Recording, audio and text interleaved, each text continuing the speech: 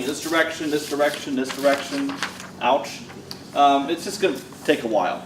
Or you can evaluate just one integral over the entire solid. And in this particular case, because it's a box, this integral is going to be very easy to set up. Because the limits in x, y, and z are just going to be constant. So the first thing you need to do, you need to compute the divergence of f.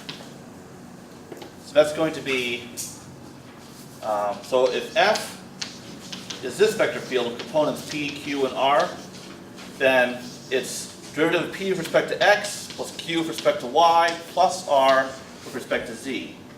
So because it's the differentiation vector dot product with the vector field. So x component with respect to x, y component with respect to y, z component with respect to z, add them all up. So take care of that. So it's going to be x squared z cubed with respect to x plus 2xyz cubed with respect to y, and xz to the fourth with respect to z. So we're going to get 2xz cubed plus 2xz cubed plus 4xz cubed. Funny how that works out. 8xz cubed. So that is your divergence. That is your integrand. That's going to go up here. So now,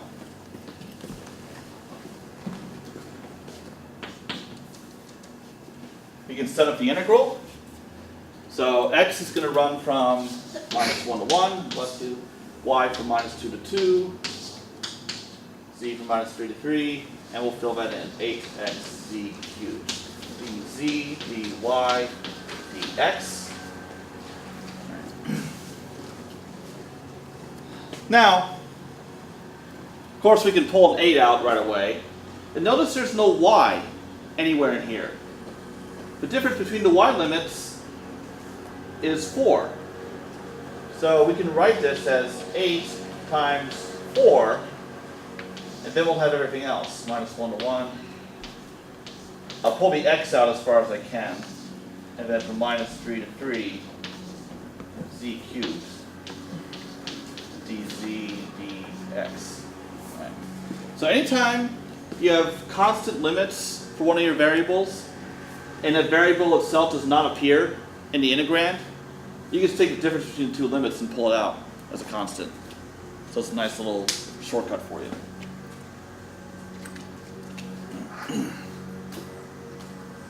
So it saves you the trouble of actually going ahead and doing a trivial integration with respect to that variable. So now we can go ahead and do this. So we have 32 minus 1 to 1. And then we're going to have z to the fourth over 4 from minus 3 to 3 dx. But when you plug in these limits, minus 3 and 3 into z to the fourth, well, that fourth power is going to make them both positive. So in fact, everything's going to cancel out. So you're going to end up with 0.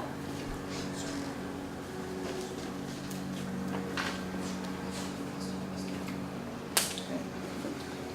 So questions about this one?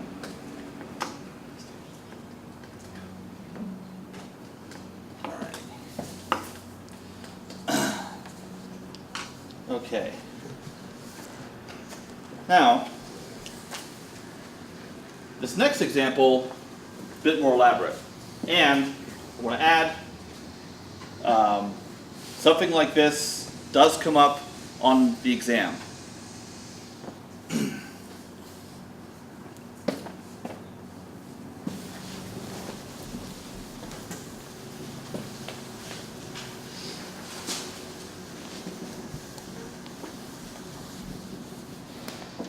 So suppose we have S is the top half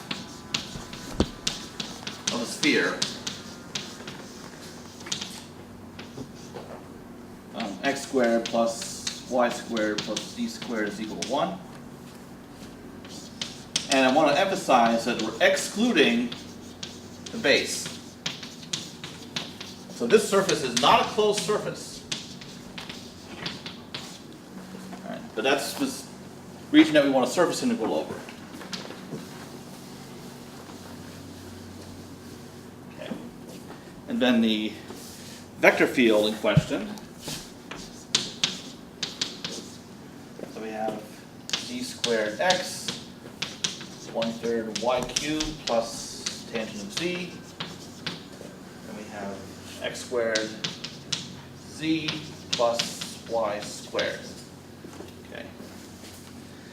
Now, it might seem like a sort of problem that you could not apply the divergence theorem to, because this is not a closed surface. However,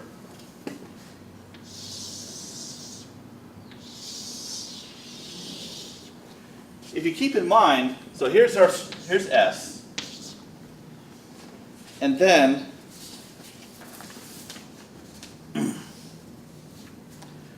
the call the base of a sphere that's not included in this, we'll just call that S1.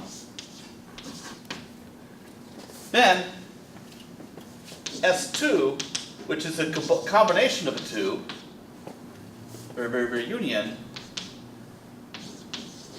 is a surface.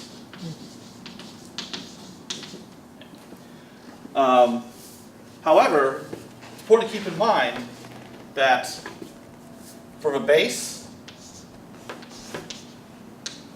because we need to be pointing outside of this region, the top half of a ball. Okay. So this must be oriented downward.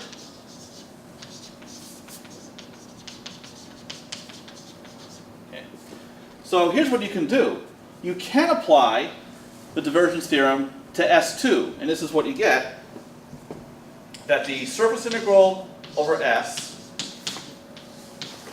of the normal component of F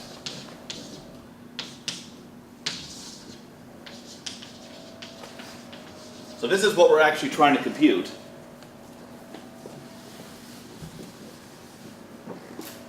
Plus integral over V base, S1. That is equal to, by the divergence theorem, integral over E for the entire top half of this ball of the divergence of F. So the idea is, we'll go ahead and we'll compute these two, and then we'll have what we're actually looking for.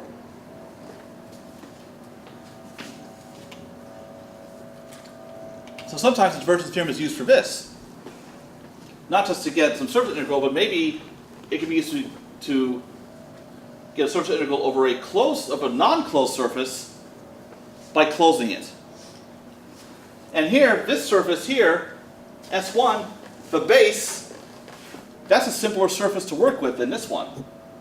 And I can tell you this, if you go ahead and try to compute this directly, well, you got to parameterize this using spherical coordinates. You can use, for this, you can use x equal to cosine theta sine phi, y is sine theta sine phi, z is equal to cosine phi. You could parameterize using this, and then compute the normal vector, n, and you can plug these into here. You can see how ugly that's going to get. And then, so set up this integral, which is going to have a really long integrand, not so simple limits, and knock yourself out. So, if you want a really painful experience, go ahead and try. Tell you how bad it is? I gave up. So why is it that we had that it has downward orientation? Oh, because since we're enclosing E, every part of a surface that is enclosing E has to have a normal vector that's pointing out. So we just have to make, because that's the only way the divergence theorem applies. Okay, so Yeah. so the only part that has the downward orientation was the S1. Yeah, just the base. Yeah, so we always want a normal that's pointing outside of the solid. Okay. So here we're pointing this way, this way, this way, and here the base